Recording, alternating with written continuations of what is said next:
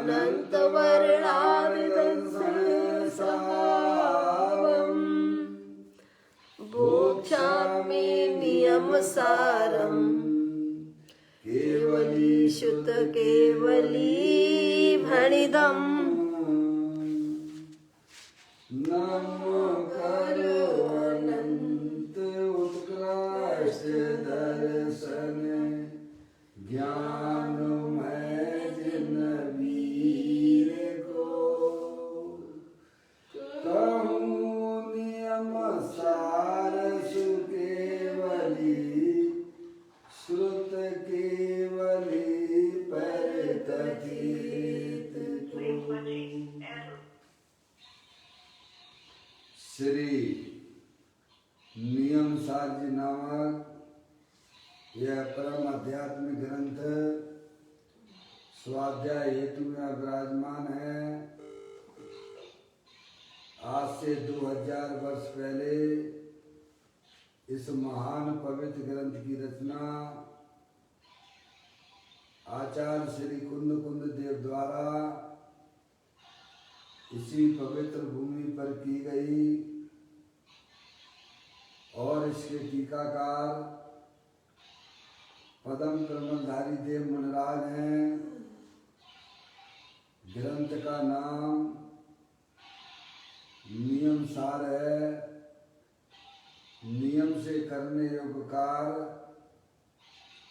अपनी आत्मा में सम्यक दर्शन, सम्यक ज्ञान, सम्यक चारित्र रूपी निर्मल पर्याय, पवित्र पर्याय, मोक्ष मार्ग रूपी पर्याय को प्रकट करना,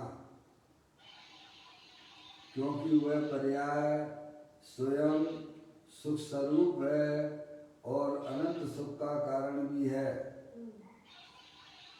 अनादि काल से हमारे आपके आत्मा में पर को अपना जानने वाली, पर को अपना मानने वाली, पर के साथ संबंध रखने वाली ऐसी मोराग देश रूपी अपवित्र रूप पर्याय, मलिन पर्याय प्रकट है, जो स्वयं दुख स्वरूप है और अनंत दुख का कारण भी है।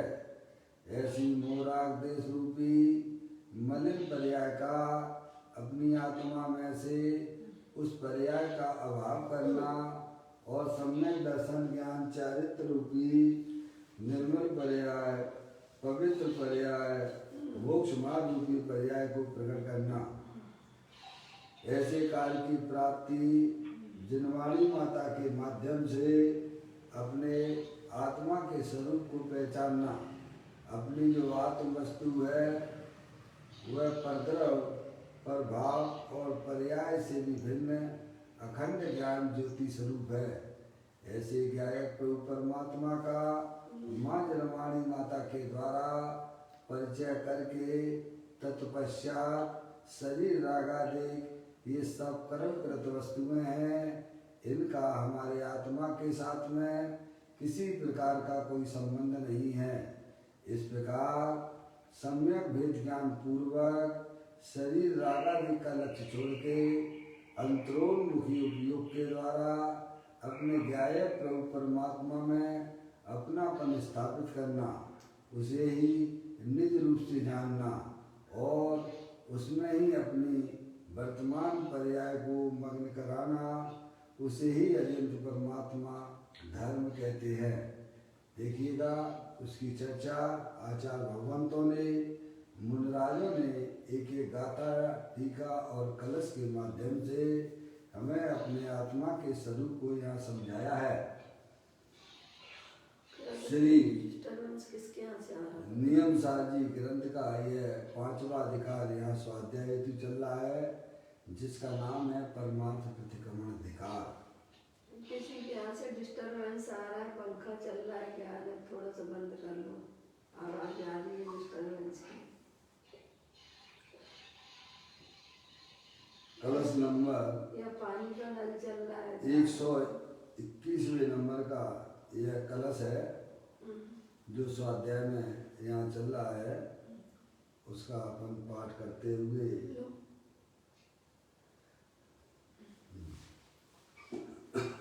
आगे समझेंगे। संसार सागर में मग्न इस आत्मघाती जीव ने रे मात कहने के धर्म की वार्ता भव भव सुनी धारण किया पर खेद है कि अरे रे इस जीव ने ज्ञायक स्वभावी आत्मा की बात भी न कभी सुनी। आचार्य कुंदकुंद देव अथवा मुनिराज पदम प्रमलधारी देव हमें यही बात समझाना चाहते हैं कि अनादि काल से इस संसार में डूबे हुए जीवों ने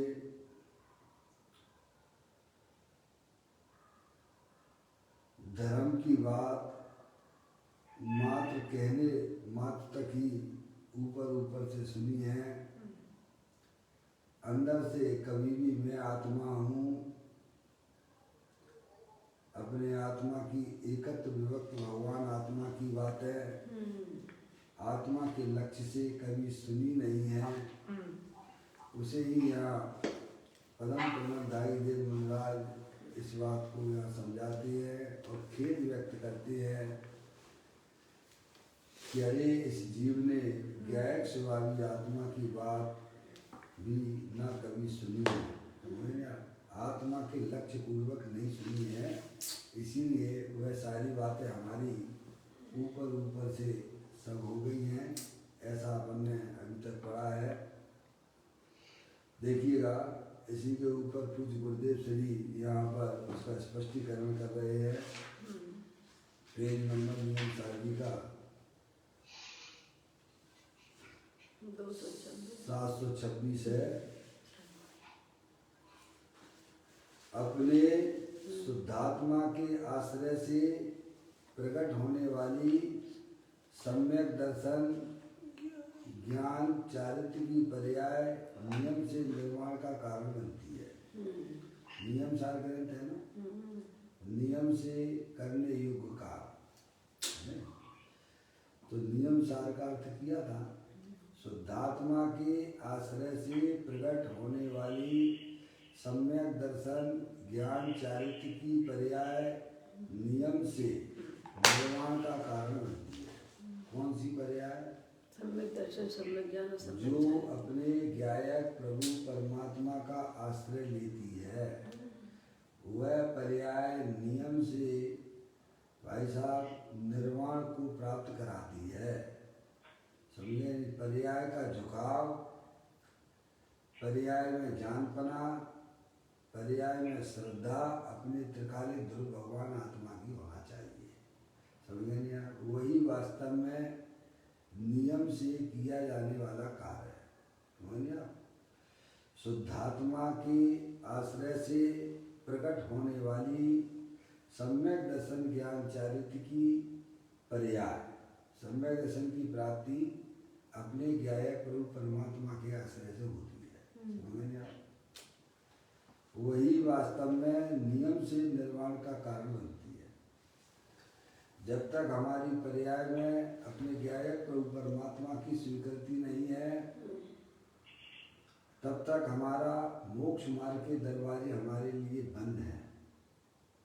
हम धर्म के नाम पर कितना भी क्रियाकांड करें, कितना भी अपने परिणामों में शुभ भाव की प्राप्ति करें, लेकिन मैं ज्ञायक प्रभु परमात्मा हूँ, सिद्ध की सामर्थ्य वाला हूँ, ऐसी जब तक जीव की पर्याय में स्वीकृति नहीं आती है, स्वीकृति नहीं होती है, तब तक वह मोक्ष मार्ग से दूर है।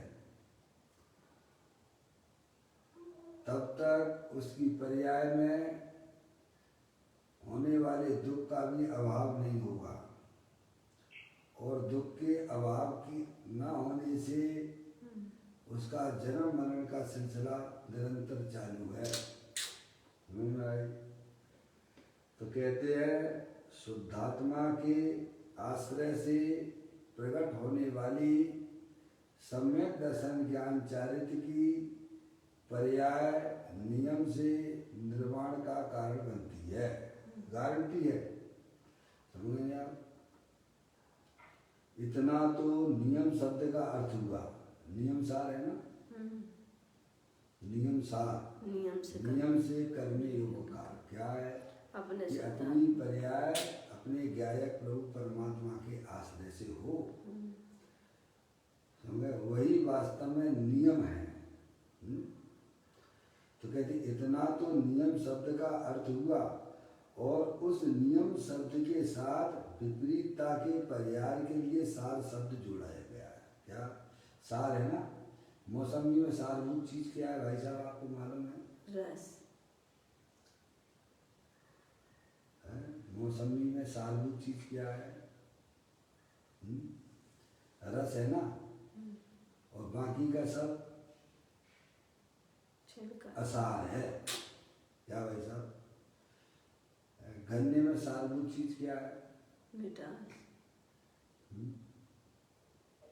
पापा, गन्ने में सारभूत चीज क्या है? मिठास। समझ नहीं आप? बाकी सब असार। दूध में सारभूत चीज क्या है? घी। समझ नहीं आप? बाकी सब असार है। तो सार शब्द जो है वह नास्तिक रूप से है। समझ नहीं आप? ऐसे ही जीव तत्व में सारभूत चीज क्या है? अपना शुद्धात्मा है। बस। समझे? शरीर रागादि ये सब असार है। अपना शुद्धात्मा वही वास्तविक सारभूत है और उसका आश्रय लेना वही वास्तव में आत्मा का नियम से किया जाने वाला कार्य है। ये बात आज समझो, काल समझो, अनंत काल बाद समझो।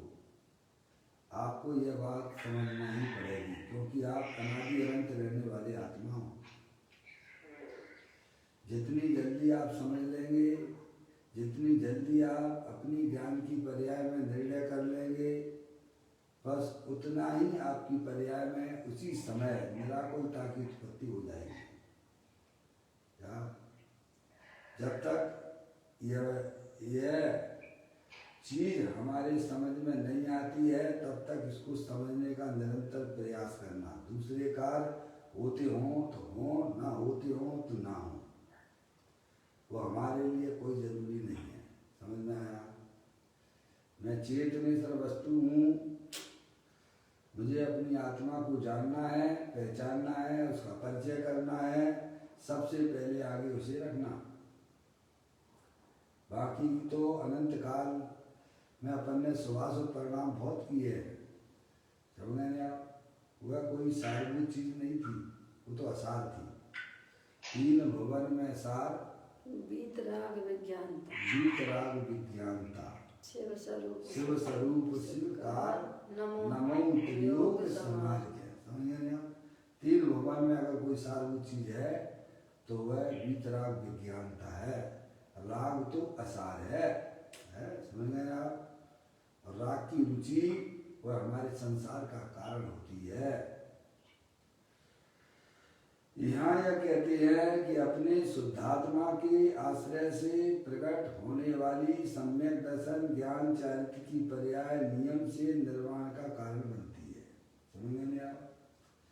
ये काम होना चाहिए जिंदगी में। मनुष्य पर्याय इसके लिए मिलती है।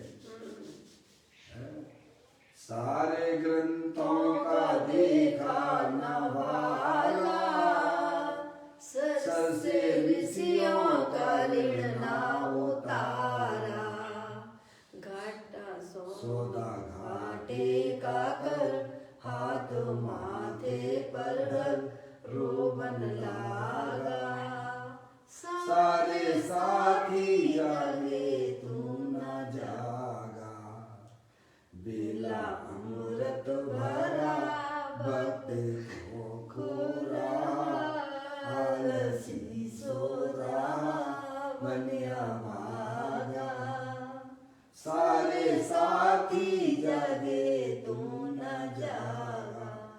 कहोगे मैं तो जाग रहा हूँ, मैं कहाँ सो रहा हूँ।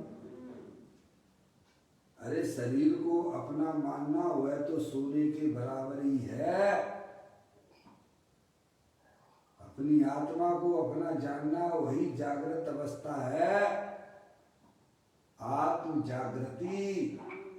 मैं चेत निसर भगवान आत्मा हूँ, मैं मनुष्य नहीं हूँ, मैं स्त्री नहीं हूँ, मैं रागी द्वेषी नहीं हूँ, मैं तो चेत निसर भगवान आत्मा हूँ। ऐसी स्वीकृति के बिना कोई भी जीव ऐसा भले ही आंखें खोले हो वह सब सो रहे हैं, क्योंकि मैं शरीर हूँ ऐसा जो जानना है, ऐसा जो मानना है वह वास्तव में हमारे संसार का कारण है। जितने भी जीव आज मुक्ति को प्राप्त हुए हैं वे सब अपने आप को शुद्धात्मा रूप की प्रतीति उनके पास में है। समझे? ऐसी प्रतीति के बिना भाई साहब मोक्ष के आपके दरवाजे खुलेंगे नहीं। इसीलिए यहाँ पर आचार्य कुंदकुंद देव ने नियम सारक जी का अर्थ किया कि शुद्धात्मा के आश्रय से प्रकट होने वाली सम्यक दर्शन ज्ञान चारित्र की पर्याय नियम से निर्वाण को प्राप्त कराती है। क्या भाई? क्या? फिर देखिए आप सार तो नियम का अर्थ बताया, इतना तो नियम शब्द का अर्थ हुआ और उस नियम शब्द के साथ जो विपरीतता के पर्याय के लिए सार शब्द जोड़ा गया है। क्या सार जो जोड़ा है ना, विपरीतता का पर्याय, विपरीतता का त्याग, अंदर में आत्मा की पर्याय में जो मोह राग द्वेष का अभाव है भाई साहब, और सारभूत वस्तु वीतराग विज्ञान स्वरूप, तो कहते हैं उस नियम शब्द के साथ विपरीतता के पर्याय मतलब पर्याय के लिए, त्याग के लिए, अपने आत्मा में जो मोह राग द्वेष के परिणाम उनका त्याग करना। मैं कौन हूँ, आया कहाँ से और मेरा रूप क्या, संबंध दुख में कौन है स्वीकृत करूं, आगे क्या लिखा? परिहार क्या? समझ नहीं आप? मैं कौन हूँ, आया कहाँ से और मेरा रूप क्या, संबंध दुख में कौन है स्वीकृत करूं, परिहार क्या है भाई साहब? अरे दुख का कारण हमारा कौन है, इतना तो विचार करो। परद्रव्य दुख का कारण है कि परद्रव्य के प्रति जो मोह राग द्वेष किया जा रहा है वो हमारे दुख का कारण है। मैं तो एकत्व लिए सभी आते, तन धन को साथी समझाता, पर ये भी छोड़ चले जाते हैं। क्यों परद्रव्य से प्रेम किया जा रहा है? अरे अपनी आत्मा से प्रेम करो, जिससे पंच परमेष्टि भी प्रेम करते हैं वही प्रेम करने योग्य है।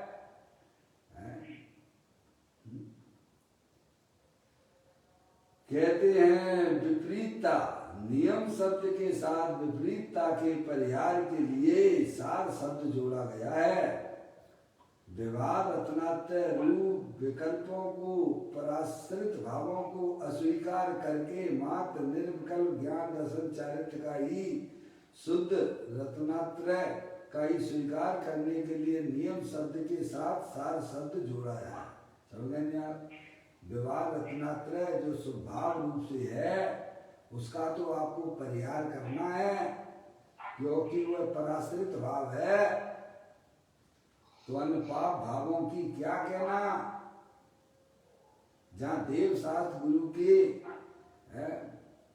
श्रद्धान ज्ञान, समझ आप, वह जो स्वभाव है उसका भी जहाँ परिहार किया जा रहा है, तो पाप के परिणामों को, खाने के, पीने के, कमाने के परिणाम भाई साहब समझिए आप। जो हमारे कल्याण में निमित्त होती हैं, ऐसी देव शास्त्र गुरु के प्रति होने वाला जो स्वभाव है उसका भी ज्ञानी जी कहते उसका भी त्याग करो, क्योंकि वह पराश्रित भाव है, उसकी भी अस्वीकार कर दो। प्रभु मुझे वो नहीं चाहिए, मुझे तो अपना चेतन भगवान आत्मा चाहिए। क्या जिस प्रकार से आचार्य अमृतचंद देव ने समय सार जी की 14वें नंबर के कलश में यह कहा है, खारेपन से भरी हुई जो नमक डली है, ज्ञान भाव से भरा हुआ जो निर्यातम है, अंतर बाहर प्रकट तेज में सहज अनाकुल, वह अखंड चिन्मय चिदघन हमें प्राप्त हो। प्रभु पाप का परिणाम तो हमारी परिणति में नहीं है। आचार्य अमृतचंद देव कहते हैं, अरे प्रभु मुझे यह स्वभाव भी नहीं चाहिए, अरे प्रभु मुझे ये मोक्ष मार्ग रूपी निर्मल पर्याय भी नहीं चाहिए, मुझे तो प्रभु वही पूर्ण पर पूर्ण दशा चाहिए प्रभु जो आपने अपनी पर्याय में प्रकट किया है। देखिए आप कैसे भक्त होते हैं। अशुभ भावों की तो बात दूर रही, प्रभु ये 28 मूल गुण पालने का जो स्वभाव है, प्रभु ये तो मुझे नहीं चाहिए। और प्रभु मेरी पर्याय में जो 3 चौकड़ी कसाई के अभाव पूर्वक बीतराग आनंद दशा भी प्रकट हुई है, प्रभु मुझे वह भी नहीं चाहिए। मैं तो ग्राहक उसका हूँ जो सदा का रहने वाला। यदि कामना है सिद्ध की तो चित्त को न भरमाइए, है ज्ञान का घन पिंड चिन्मय आत्मा अपनाइए, बस साध साधक भाव से बस एक कोई ध्याइए, तो आप भी पर्याय में परमात्मा बन जाइए। साध साधक भाव से बस एक कोई ध्याइए। समझ गए ना भाई साहब? अगर आपको अपनी वर्तमान पर्याय में निर्वाण की प्राप्ति प्राप्त करना हो, कैसे भी हो अपने आत्मा का भाई साहब, चाहे साध भाव से चाहे साधक भाव से, बस एक आत्मा को ही ध्याइए। हमें उससे कोई मतलब नहीं है, भगवान की पूजा से भक्ति से है भाई साहब, है सब कुछ करना हो करो, मुझे उससे कोई लेना देना नहीं है। बस अपने शुद्धात्मा का आश्रय पर्याय का होना चाहिए। है अगर ये काम अगर जिंदगी में नहीं कर पाए तो भाई साहब ये मनुष्य का पर्याय हार जाओगे। ये भाव चूके तो भाव पछताएंगे। इस भाव में अगर अपनी पर्याय का आश्रय अपना त्रिकालिक ध्रुव भगवान आत्मा ना हो पाया तो अनंत काल तक भाई साहब यूं ही जन्म मरण करते रहोगे, पड़े रहोगे। देखो अपन जाते हैं उधर, कभी देखने जाते हैं वो आपके वन बिहार में कैसे कैसे त्रियंच गति के जीव बंधन में पड़े हैं। बताइए, ऐसी मेरा आत्मा अनंत बार, एक बार नहीं, ऐसी वन विवाद में ऐसी ऐसा कीड़े मकोड़े बन के पड़ा था। ज्ञानी हमें समझाते हैं अपने शुद्धात्मा का आश्रय लो, अपना शुद्धात्मा को पहचानो जो तीनों काल भाई साहब स्थायी वस्तु है। शरीर के अनंत पुद्गल परमाणु हर समय आ रहे हैं और जा रहे हैं। पर्याय में होने वाले रागादिक परिणाम भी वे स्थायी नहीं है, वे भी भाई साहब नश्वर है, विनश्वर है। शाश्वत अगर कोई पदार्थ है तो भाई साहब अंदर देखिएगा वह चेतन वस्तु है, वही सारभूत है। पर्याय को आश्रय करने योग्य तो अपना त्रिकालिक ध्रुव भगवान आत्मा है, वही नियम से किया जाने वाला कार्य है। ये कार्य की तैयारी करो। अपने शुद्धात्मा के आश्रय से प्रकट होने वाली सम्यक दर्शन ज्ञान चारित्र की पर्याय नियम से निर्वाण को कारण बनती है। इतना तो नियम शब्द का अर्थ हुआ, और उस नियम शब्द के साथ विपरीतता के पर्याय के लिए सार शब्द जोड़ा गया है। क्या के लिए? शुभ भाव अशुभ भाव, वे विपरीत भाव है कि स्वभाव भाव है? विपरीत भाव। समझ गए? सब पराश्रित भाव है। उनकी रुचि छोड़ो, पहले उनकी रुचि छूटती है, फिर बाद में वे पर्याय में भी धीरे धीरे जो है, जैसे जैसे आत्मा अपनी आत्मा की साधना आराधना करता हुआ, उपासना करता हुआ, अंदर में उन रागादिक परिणतियों की धज्जियां उड़ाता हुआ, विज्ञान घन होता हुआ, रागादिक परिणाम जो है शेष रह गए हैं, वे भी जल के राख हो जाते हैं। समझ में आया?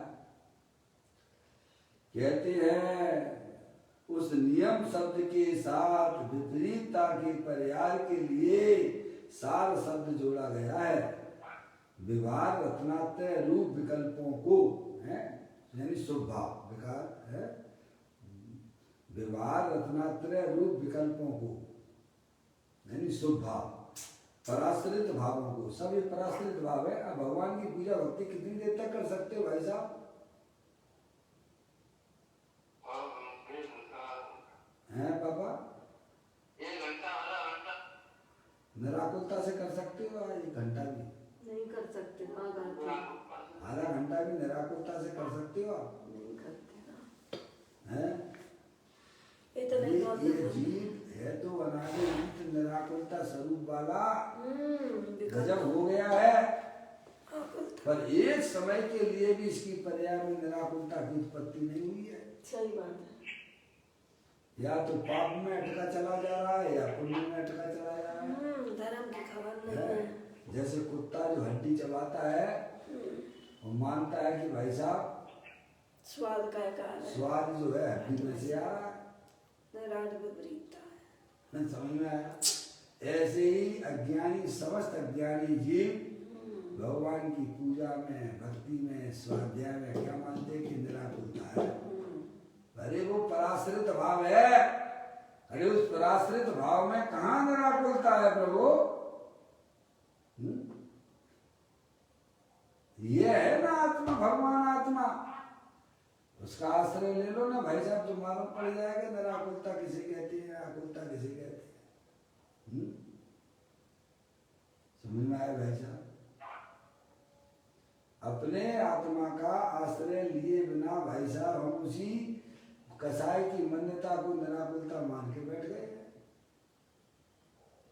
हैं। किसको? जो था आकुलता रूप वो मान लिया तुमने निराकुलता रूप। अब बताओ कैसे काम चलेगा भाई साहब? जो निराकुल स्वरूप है बाबा तो फार ही नहीं हुआ है। अब वो तो चोर तो पकड़ा नहीं गया, फाइल पहले बंद हो गई, अब दूसरे को लेके पकड़ के बंद कर दिया आपने। तो वो अपराध कर रहे हैं। जिसने है भाई साहब कत्ल किया है वो तो पकड़ा नहीं गया, और है भाई साहब जेल में डाल दिया किसी दूसरे व्यक्ति को उठा के, और फाइल को बंद कर दिया। ऐसे ही भाई साहब उस भाव को हमने निराकुलता रूप मान लिया है, तो अब धर्म करने की क्या जरूरत है? समझ में आया? कसाईयों की तीव्रता से बच के कसाई की मान्यता हुई, अपन को बहुत अच्छा लगने लगता है। अरे नहीं भाई, ये सब पराश्रित भाव है, स्वभाव भी पराश्रित भाव है। धन्य वे नहीं है जिन्हें देव शास्त्र गुरु मिले हैं। अरे धन्य वे है जिन्हें देव शास्त्र गुरु की अंदर में जरूरत भाषित होती नहीं है। ऐसा अपना भगवान आत्मा तीनों काल विद्यमान वस्तु है। कहते हैं व्यवहार रत्नात्रय रूप विकल्पों को पराश्रित भावों को अस्वीकार करके क्या करना भाई साहब? अस्वीकार कर। हैं? उनकी दृष्टि छोड़ दो। हैं? वे हैं लेकिन उनकी आश्रय छोड़ने के लिए निषेध किया जा रहा है। उनकी तरफ मत देखिए। देखो ना, देखने योग वाला पदार्थ वस्तु है ना, चैतन्य वस्तु है ना देवल में, है भाई साहब। तो कहते हैं पराश्रित भावों को अस्वीकार करके इग्नोर कर देना, इग्नोर कर देना, अस्वीकार करके मात्र निर्विकल्प ज्ञान दर्शन चारित्र का ही शुद्ध रत्नात्रय का ही स्वीकार करने के लिए नियम शब्द के साथ सार शब्द जोड़ा है। समझे ना आप? सार शब्द जोड़ने का मतलब ये है, व्यवहार रत्नात्रय के भाव के लिए अथवा व्यवहार रत्नात्रय को रत्नात्रय नहीं कहने के लिए सार शब्द डाला गया। समझे नहीं आप? सार शब्द डालने का मतलब ये है कि व्यवहार रत्नात्रय वास्तव में वो आत्मा का रत्नात्रय नहीं है। क्या व्यवहार रत्नात्रय यानी स्वभाव देवसात गुरु की श्रद्धा का जो परिणाम वह वास्तव में वह आत्मा का परिणाम नहीं है। वह तो पराश्रित भाव है, वह क्षणभंगुर तत्व है। तो कहते हैं व्यवहार रत्नात्रय के अभाव के लिए अथवा व्यवहार रत्नात्रय को रत्नात्रय नहीं कहने के लिए सार शब्द डाला गया है। व्यवहार रत्नात्रय मोक्ष मार्ग है ही नहीं। व्यवहार रत्नात्रय यानी स्वभाव मोक्ष मार्ग है ही नहीं, वह तो पराश्रित भाव है। वह स्वाश्रित भाव थोड़ा है। स्वाश्रित भाव तो सम्यक दर्शन ज्ञान चारित्र रूपी पर्याय है और वह अपने ज्ञाय प्रभु परमात्मा के शुद्धात्मा के आश्रय से प्रकट होती है। समझिए आप, वही वास्तव में आत्मा का भाव है। तो कहते हैं व्यवहार रत्नात्रय मोक्ष मार्ग है ही नहीं, हो सकता ही नहीं। इसी सत्य का उद्घोष करने के लिए नियम सार की रचना हुई है। काहे के लिए? नियम सार ग्रंथ की रचना काहे के लिए हुई है? इसी के लिए हुई है कि भाई साहब अपनी शुद्धात्मा का आश्रय लीजिए और पर्याय में जो भी शुभाशुभ परिणाम होते हैं वे सब असारभूत है, उनका लक्ष्य छोड़ दीजिएगा। इसके लिए नियम सार ग्रंथ की रचना हुई है। समझ गए आप? यह आचार्य गुनगुन देव की पर्सनल डायरी है। पर्सनल डायरी में तो आप समझते होंगे, प्राइवेट बातें, गुप्त बातें लिखी जाती है ना। ये तो हमारा सौभाग्य है कि इनकी यह पर्सनल डायरी आज हमको पढ़ने को मिल रही है। दुनिया झेल नहीं पाएगी। समझे आप?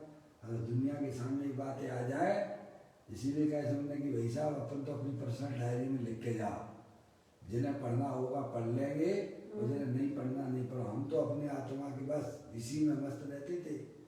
आचार्य गुनगुन देव, ये तो हमारा आपका सबका सौभाग्य है कि उनकी पर्सनल डायरी हमें आपको पढ़ने को मिल रही है।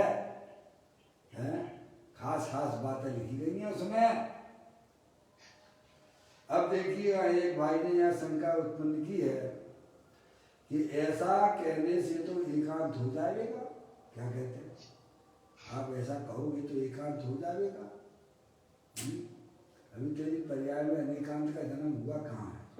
सम्यक एकांत बिना अनेकांत का जन्म होता ही नहीं है भाई साहब। सम्यक एकांत क्या अपने घर का ज्ञान श्रद्धान के बिना कोई भी जीवों को दूसरे घर का ज्ञान श्रद्धान हो नहीं सकता है। कैसी बात है? मुझे लगता है एकांत एकांत है। अरे एकांत तो तुम कर रहे हो ना, तुम्हें अपने घर का पता है ना किसी का पता है। चले जा रहे हो, चले जा रहे हो, चले जा रहे हो।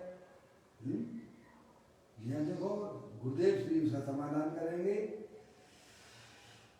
सम्यक एकांत के बिना अनेकांत नहीं होता। क्या भाई साहब? अपने घर की पता जिसे नहीं है उसे किसी का भी पता नहीं है, हैं? सही बात। दूसरे का घर मम्मी कब पाओगे जब तुम्हें अपने घर का पता है क्या? तब तो तुम भेद करोगे भाई साहब ये मेरा घर है, नहीं नहीं ये मेरा घर नहीं, मेरा तो तुम किसके आधार से बोल रहे हो तुम्हारा नहीं है तो बोलो पहले, सही बात। हैं? जो पर्याय अपने त्रिकालिक ध्रुव भगवान आत्मा को नहीं जान रही है वह वास्तव में ना तो शरीर को जानती है ना आश्रम को जानती है, वो किसी को नहीं जानती है। समझ में आया? ऐसी कोई बात है भाई साहब ग्रंथ के अंदर लिखा पड़ी है। कहते हैं सम्यक एकांत के बिना अनेकांत नहीं होता, आत्मा शुद्ध चैतन्य स्वभावी है, ऐसे भान बिना सुराग नहीं कहा जाता। कोई है जैसे बाबा आपने कहा ना आधा घंटे शांति मिलती है, ज्ञानियों से पूछो शांति है क्या शांति है, अब उसी को शांति मान लिया। जिसने पद्म पुराण में राम का चारित्र कैसा है, सीता का चारित्र कैसा है, हनुमान जी किसे कहती है, तो किसको मानेगा भाई साहब? जिसमें पढ़ाई नहीं है तो टीवी पे जो रामायण आती है ना तो हनुमान जी कैसे मानेगा वो? बोलो भैया, भैया हनुमान जी आपने देखे हैं क्या? हनुमान जी कैसे होते हैं? पूंछ वाले होते हैं कि बिना पूंछ वाले होते हैं? बिना पूंछ वाले होते हैं, बानर हैं? वंशी होते हैं, हैं? बानर नहीं। बताइए आप हनुमान जी कैसे मानेगा भाई साहब? रामदेव सर्वांग सुंदर हैं? बताइए आप, हैं? हनुमान जी तो सर्वांग सुंदर है। और बंदर का जगत के समस्त जीव हनुमान जी किसे मानते हैं भाई साहब? बंदर के रूप हैं? बोलो उनका ज्ञान सच्चा है कि विपरीत है? बताइए, सत्य को जाने बिना असत्य का भी ज्ञान भाई साहब समझ गए ना, उसे सच्चा होता नहीं है क्या? ऐसे ही आत्मा को जाने बिना भाई साहब सुराग का भी ज्ञान उसे सच्चा नहीं है। सही बात तो ये है, क्योंकि उसी में ही शांति मान ली हमने, शुभ भाव में ही शांति मान के बैठ गए। अशुभ भाव से बचे तो शुभ भाव में आए, थोड़ा परिणामों में भाई साहब जरा है थोड़ा कसाई की मंदता हो गई और अपने आप को धर्मात्मा मान के बैठ गए। क्या भाई साहब, मेरी गाड़ी तो मोक्ष मार्ग में चल रही है, काय की चल रही है? जब तक पर्याय का आश्रय शुद्धात्मा नहीं होता है तब तक तुम भूल मत कर लेना। ज्ञानी हमें बारंबार यही समझाना चाहते हैं।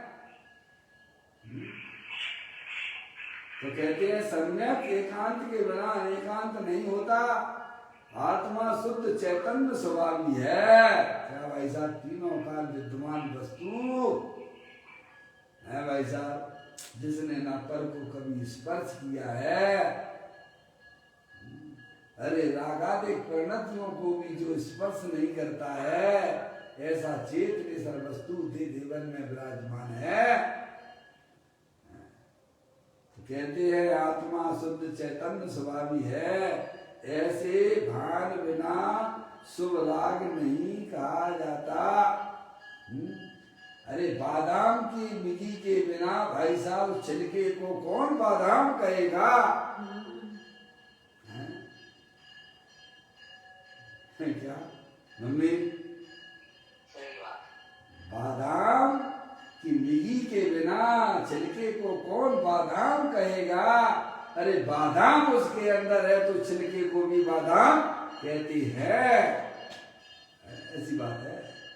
ऐसे ही शुद्धात्मा का आश्रय लिए बिना जो भी पर्याय में सुराग होता है उसे ज्ञानी सुराग नहीं कहते हैं। समझ में आया?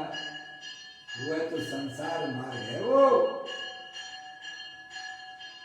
शुद्ध चैतन्य स्वभावी है, ऐसे भान बिना सुराग नहीं कहा जाता, और स्वभाव की ओर ढले बिना ज्ञान अनेकांत प्रमाण नहीं होता। अनेकांत है प्रमाण ज्ञान, यानी सच्चा ज्ञान नहीं हो सकता है। समझ में आया? जब तक पर्याय ने अपना घर नहीं देखा, अरे तो दूसरे के घर को अपना घर माने बैठी है क्या? समझ में आया? ऐसे ही तो अनादिकाल से यही तो हो रहा है ना। जिस शरीर में यह आत्मा जाता है उस शरीर को अपना माने बैठा हुआ है।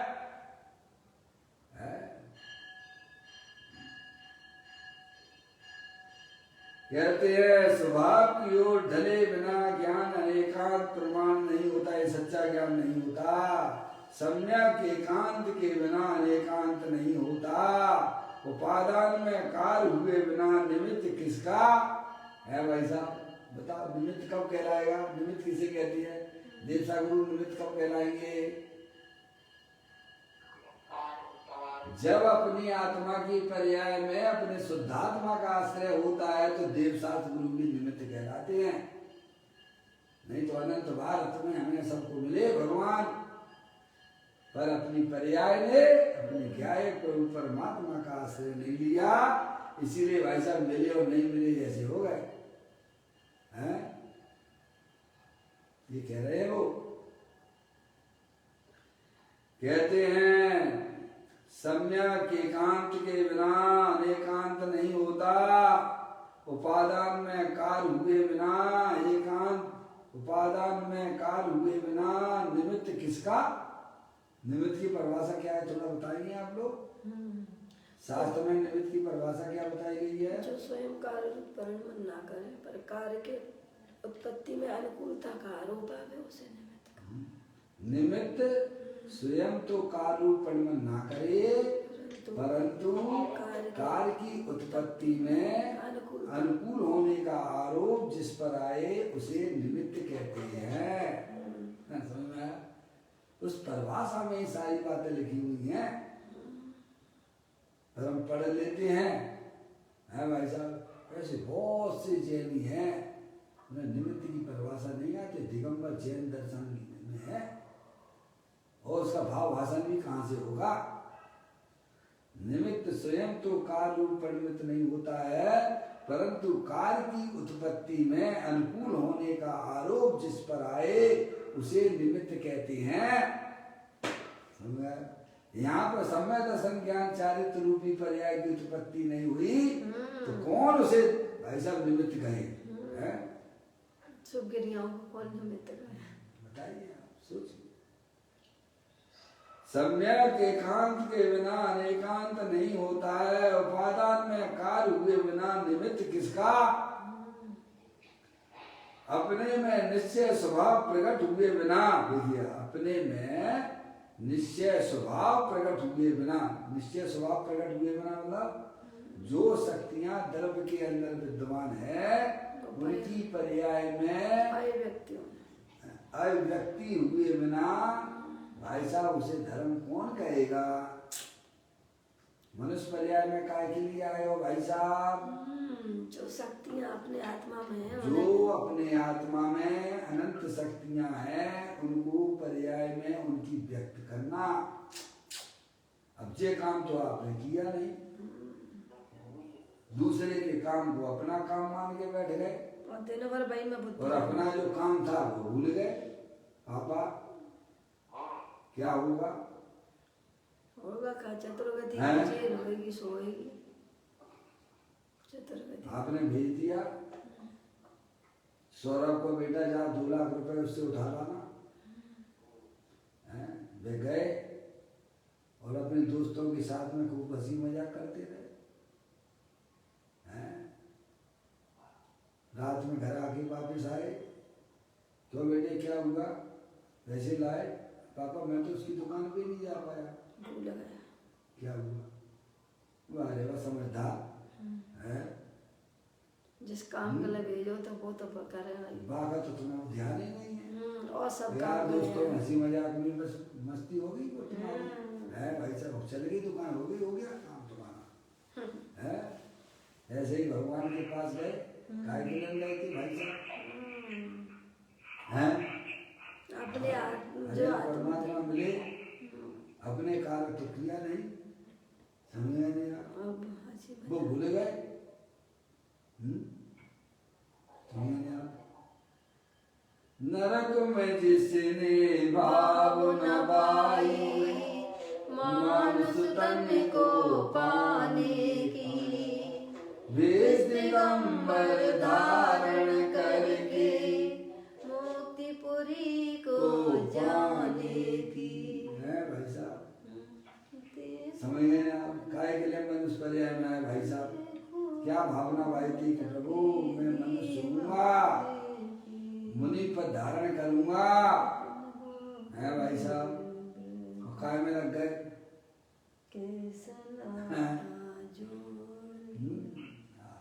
ममता की दीवार ममता की पतवार न तोड़ी, आखिर तो दम तोड़ दिया। एक अनजाने राही ने शिवपुर का मार्ग छोड़ दिया। ममता की पतवार न तोड़ी, अरे रात को तोड़ दो। इसलिए मनुष्य में अपने गायक प्रभु परमात्मा से संबंध जोड़ लो। मेरा तो एक चेतनेश्वर भगवान आत्मा है, ये रागादिक परिणतियां मेरी कुछ भी नहीं है। एक इसके लिए आते हैं भाई साहब, अपनी जो चैतन्य वस्तु जो अनंत शक्तियों के भंडार वाली है, उसे पर्याय में व्यक्त करना ये हमारा कार्य था, है भाई साहब। और वो कार्य नहीं किया तो ऐसे तो अनंत भाव हमको मनुष्य पर्याय के मिले। कोई एक आज कोई नया नहीं मिला है मनुष्य पर्याय। ऐसी अनंत बात, जैसे अभी बैठे हुए है ना, शास्त्र स्वाध्याय कर रहे हैं ना, आप लोग सुन रहे हो ना, ऐसे ही का ऐसा शरीर मेरे को अनंत बार मिला है। और ऐसे ही के ऐसे आप जैसे हम सब बैठे हुए हैं ना, तो चर्चा कर ऐसे अनंत बार वही स्पर्श रसगंध वर्ण वाली। समझ में आया? कोई नया काम नहीं हो रहा है। मौसी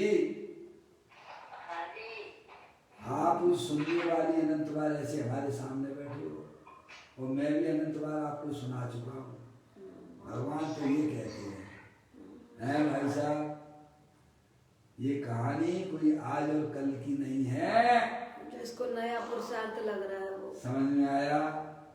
अरे भाई साहब, नया काम तो जब होगा जब पर्याय अपनी अनंत शक्तियों को पहचान के पर्याय में व्यक्त करती है, वही नवीन काल हुआ करता है। सोचिए भाई, और इसी में संतुष्ट हो गया, यही कार्य करने में बस संतुष्ट। देखो हम सब 5 बजे जग जाते हैं, भाई साहब, तय कर लेते, जे कर लेते। अपना पुराना इतिहास अगर कोई खोल के बैठ जाए यहाँ पर, तो आपकी आंख खुली की खुली रह जाएंगी।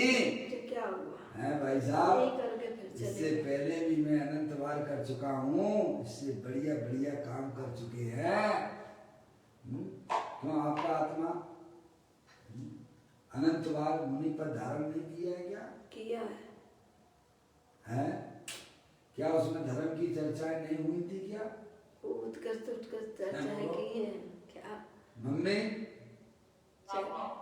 फिर एक काम नहीं हुआ, बस वो काम के लिए आए थे कि अपनी आत्मा को हमने कभी जाना नहीं, पहचाना नहीं, अपनी शक्तियों को हमने कभी पहचाना नहीं। जब उनका ज्ञान ही हमारे पास में नहीं है तो उनकी व्यक्तता कैसे होगी प्रभु? उसका आश्रय कैसे होगा?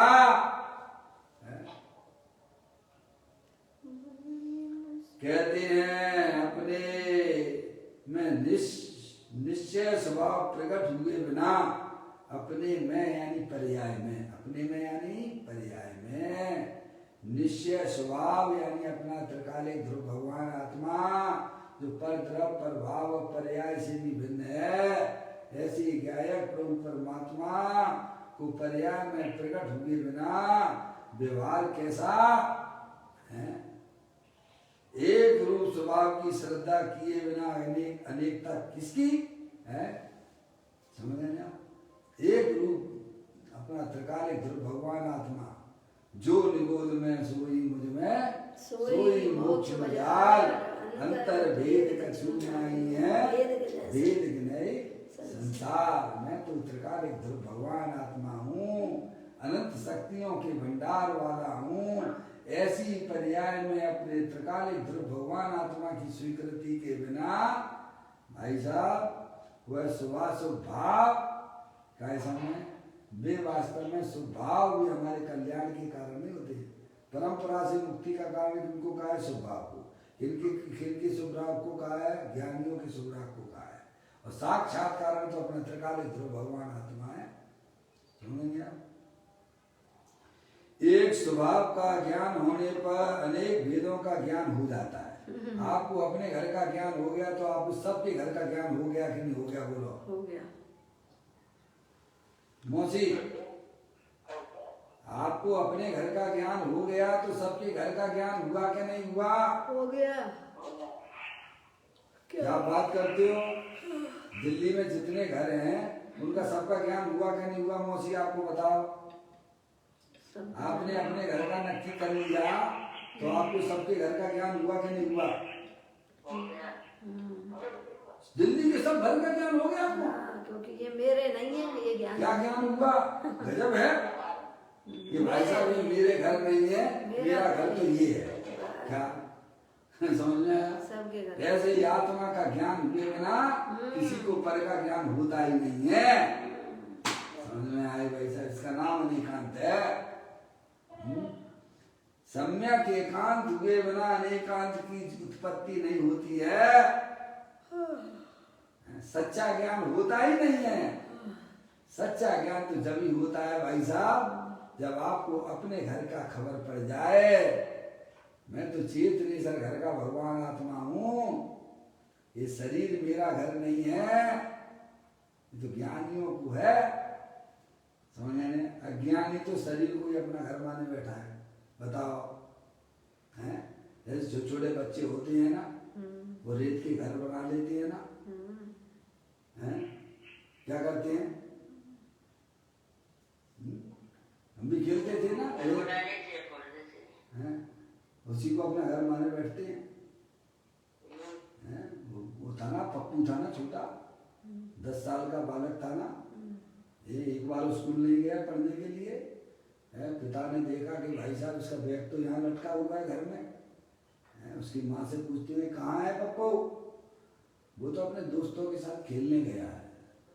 अरे पापा को जब ये बात सुनी तो हाँ बबूला हो गए, क्योंकि ऐसा होमवर्क तो उन्हीं को करना है आगे कल। होमवर्क कौन करेगा? पप्पू करेगा या पप्पू के पापा करेंगे? कौन करेगा होमवर्क उसका आज के स्कूल की पढ़ाई का? पप्पू के पापा को करना पड़ता है। समझ में आया? पप्पू तो अपने मस्त हो रहे थे, बच्चों के साथ खेल रहे थे, और वहाँ रेत में अपना एक ये लिया पैर लिया और उसमें रेत में अपना घर बना लिया है।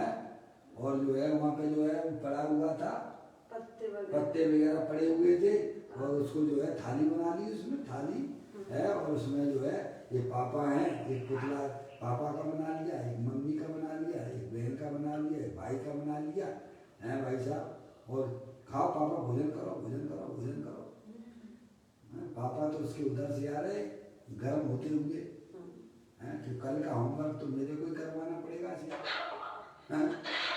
और गुस्से में आए और एक लात दी उसके घर में, और एक लात दी उसके बनाए हुए मम्मी पापा में, और रोने लग गया पप्पू। पप्पू भैया क्या समझ नहीं आया? रोने लग गया कि तुमने हमारे पापा को मार दिया, तुमने हमारे पापा को मार दिया। पापा के पैर पकड़ के रो रहा है। समझ नहीं आया? बताओ सही है? पापा की तो पैर पकड़े, पापा को मार दिया तुमने, पापा से कह रहा है कल्पना में। ऐसे ही समस्त अज्ञानी जीव कल्पना में क्या भाई साहब इस शरीर रूपी रजकड़ को अपना आत्मा माने बैठे हुए हैं। अपना मान लिया। समझ गए ना? स्त्री मेरी है, दुकान मेरा है, रुपया पैसा मेरा है, सब जहाँ एक कर्म का झटका लगता है शुरू होने लग जाता है। क्या होता है भाई साहब? सब ताना वाना बिखर जाता है 1 मिनट में।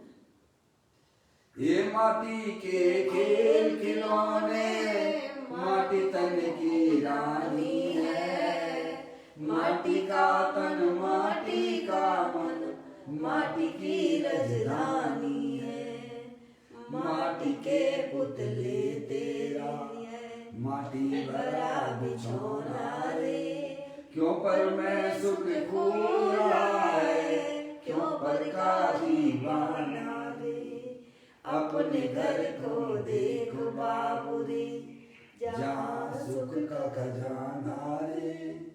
अपना चेतन भगवान आत्मा पूर्ण आनंद स्वरूप है, उसको जाने बिना किसी भी जीव को पर का ज्ञान होता ही नहीं है। ये हमें समझा रहे हैं। देखो, एक स्वभाव का ज्ञान होने पर अनेक भेदों का ज्ञान हो जाता है।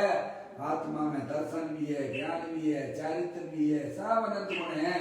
कब है? जब आपने अपने आप को अवैध रूप से देखा तो अब तो भेद का ज्ञान हुआ, और नहीं तो भाई साहब आपका भेद का ज्ञान भी कोई सच्चा ज्ञान नहीं कहलाता है।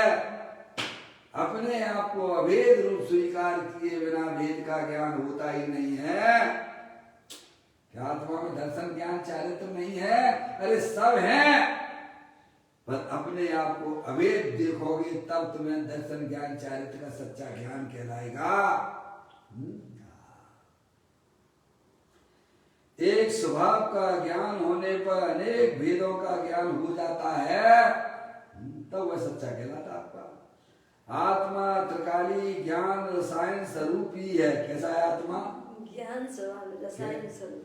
अपना आत्मा कैसा है? अपना आत्मा त्रिकाली ज्ञान रसायन स्वरूप है। कहे विलक्षण पुरुष सदा में एक हूँ, अपने रस से भरो अनादि टेक हूँ, मोय करम मम नाई नाई ब्रह्मकूप है, ज्ञान चेतना सिंधु हमारा रूप है। क्या सभी ज्ञानी यही बताते हैं कि तेरा भगवान आत्मा ज्ञान रस से भरा हुआ है। कैसा है वह शुद्धात्मा? कैसा उसका पूरा रूप ही बदल दिया है, पूरा स्वरूप ही बदल दिया। आत्मा त्रिकाली ज्ञान रसायन स्वरूप ही है। समझ में आया? ये शब्द का उपयोग किया ज्ञानियों ने। जैसे शक्कर होती है, कैसी होती है भैया? मिठासमय ही है। शक्कर कैसी होती है? मीठी ही है। अरे मिठासमय है, उसमें किंचित भी भाई साहब खारापन नहीं है। उसे ही मिठास कहते हैं, उसे ही शक्कर कहते हैं। ऐसे ही अपना चेतनेश्वर भगवान आत्मा एकांत सुख स्वरूप है, उसमें दुख की किंचित भी पर्याय नहीं है भाई। ऐसा चेतनेश्वर भगवान आत्मा देव देवन में विराजमान है, उसका आश्रय लो, उसका सेवन करो। आत्मा त्रिकाली ज्ञान रसायन स्वरूप ही है, अतः उसका श्रद्धान, उसका ज्ञान करो। क्या करना भाई साहब? ज्ञान और श्रद्धान करो। क्या करो भाई साहब? ये काम करो, एक काम कर लो भाई साहब, अपने ज्ञाय प्रभु परमात्मा रूप से अपने आप को स्वीकार करो। मैं तो ज्ञानानंद मूर्ति प्रभु भगवान आत्मा हूँ। ऐसा उसका ज्ञान और ऐसा उसका श्रद्धान जिस जीव की पर्याय में होता है, उसको मोक्ष मार्ग के दरवाजे खुल जाते हैं। क्या हो जाता है भाई साहब? हैं?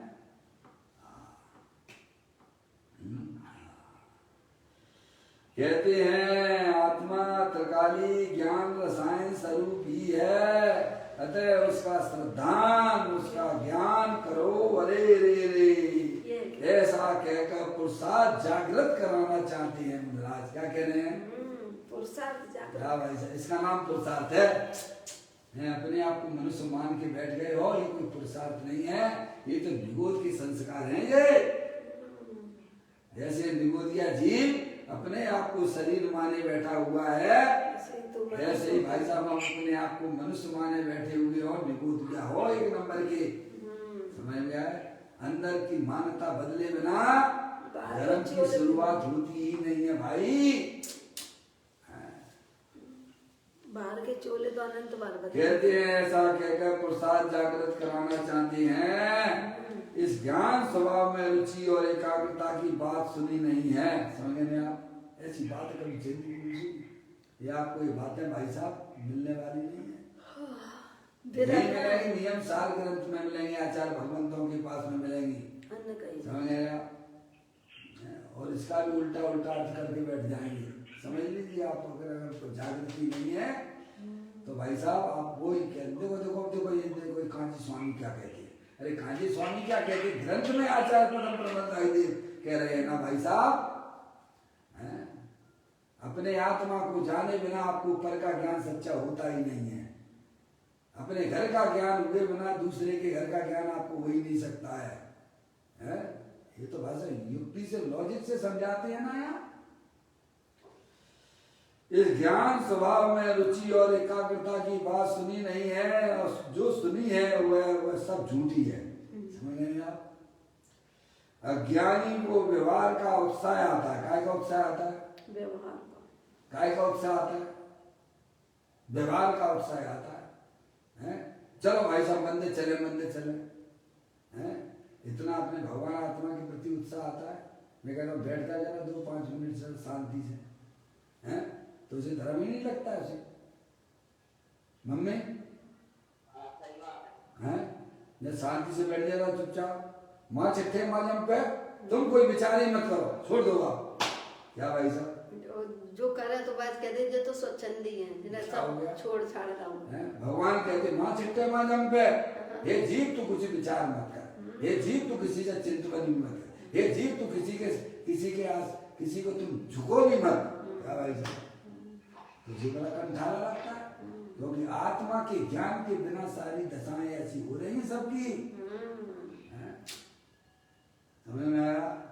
आत्मा का ज्ञान करो, जे स्वरूप समझे बिना पावे अनंत, समझाऊं ते पद नमो श्री सद्गुरु भगवंत।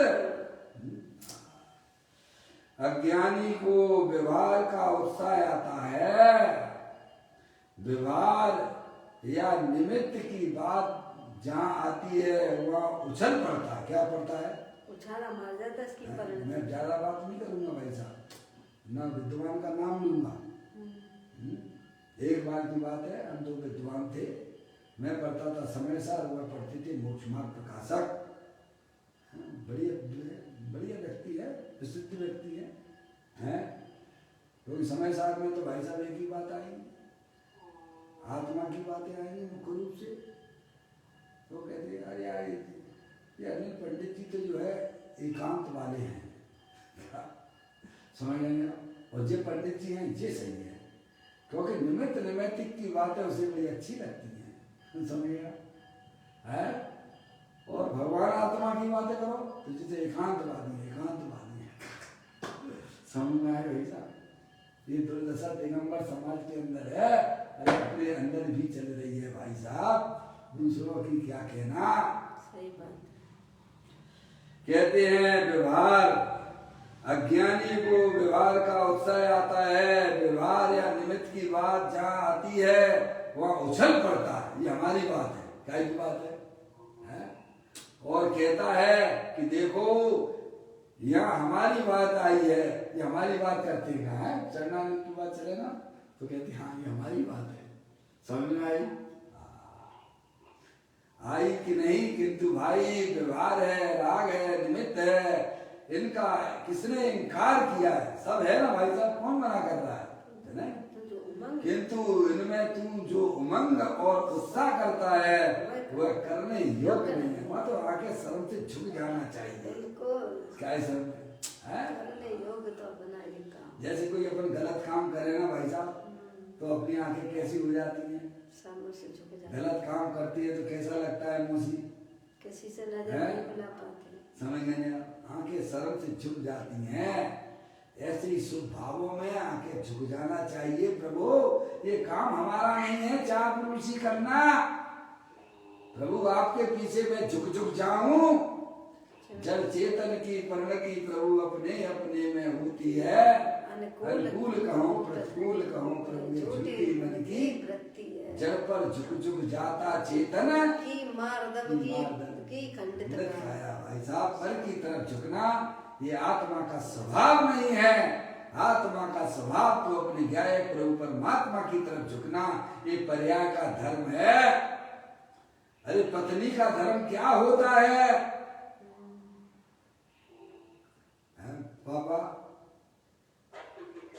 पति के साथ रहे, हमेशा पति उसके ज्ञान में रहे, उसके श्रद्धान में रहे, वही पति सावित्री कहलाती है, सती सावित्री कहलाती है। जिस महिला के ज्ञान में श्रद्धान में दूसरे पुरुष बसते हो वह सती सावित्री नहीं हो सकती है। और जिस पर्याय में भाई साहब परद्रव्य बसता हो वह कभी भी भाई साहब सती सावित्री पर्याय नहीं हो सकती है। पर्याय का झुकाव तो अपना अंदर जो त्रिकालिक ध्रुव भगवान आत्मा जो न पैर को छूता है, न पर्श को स्पर्श करता है, न पर से बना हुआ है, ऐसा चेतनेश्वर भगवान आत्मा वह पर्यायी वास्तव में सती सावित्री कहलाती है। भाई राग है, व्यवहार है, निमित्त है, इनका किसने इनकार किया है किंतु इनमें तू जो उमंग और उत्साह करता है वह करने योग्य नहीं है। शुद्ध चैतन्य स्वभाव की रुचि और उमंग करने योग्य है। जगत में अनेक प्रकार के रस होते हैं परंतु इस आत्मा में तो मात्र एक ज्ञान रस ही भरा है। क्या भरा है? ज्ञान रस, आनंद रस है। आत्मा त्रिकाल ज्ञान रसायन स्वरूप है, एक ज्ञान स्वरूप है। पुण्य पाप के रसायन में नहीं है, ना वह नहीं है। अज्ञानी को स्वभाव का मानना होने पर भी ज्ञायक स्वभाव पलटकर कभी जड़ रूप नहीं होता है। स्वरूप अभेद एक रूप है। उसकी श्रद्धा उसका ज्ञान करने पर धर्म होता है। व्यवहार पहले और निश्चय बाद में प्रकट होता है। यह मान्यता मिथ्या है। निश्चय के प्रकट होने पर ही राग की व्यवहार संज्ञा होती है। इस प्रकार यह चर्चा अपनी थोड़ी सी और है, 2 मिनट में मैं इसको पूरा कर लेता हूँ और फिर जो है आज समय तो हो गया है तो फिर भी 2 मिनट में लूंगा। अज्ञानी जीवों को व्यवहार की रुचि होती है, अतः वे कहते हैं कि प्रथम व्यवहार होना चाहिए तत्पश्चात ही निश्चय प्रकट होगा। यही महान विपरीतता है। अन्य मतावलंबी भी इसी प्रकार वस्तु स्वरूप से विपरीत कहते हैं। अतः आचार्य देव कहते हैं कि जैन कुल में जन्म लेकर भी तू इसी विपरीतता का पोषण करता है, तो तुझमें और उनमें क्या अंतर रहा? सुभाष और राग तो जीव अनादि से करता ही आया है, कोई नया काम नहीं है। व्यवहार तो अनादि से ही किया ही है, फिर भी धर्म हुआ नहीं है। अतः यह व्यवहार कोई अपूर्व नहीं है। राग रहित ज्ञान स्वभाव के आश्रय से प्रकट होने वाला निश्चय ही अपूर्व है। अनादि काल से निश्चय प्रकट नहीं हुआ और निश्चय प्रकट हुए बिना शुभ राग को व्यवहार भी नहीं कह सकते। जीवों ने शुद्ध चैतन्य की महिमा कभी सुनी नहीं है। अपनी पूर्व मान्यताओं को एक किनारे रखकर स्व लक्ष्य से यह बात सुने तो अवश्य समझ में आए। चैतन्य की बात सुनाने वाला ज्ञानी हो और श्रोता पात्र हो तो आत्महित हुए बिना नहीं रहे। इस प्रकार यह सुंदर चर्चा अपन ने आपने सबने पढ़ी है। अब यहाँ 91 नंबर की गाथा कल अपन प्रारंभ करेंगे। अभी अपना समय यहाँ पर हो गया। निज निधि निज में बताई ये अनंत अनंत उपकार है, उसके लिए जिनवाणी मांगो वंदना सतबार है, वंदना सतबार है। 9 बार नमो करना।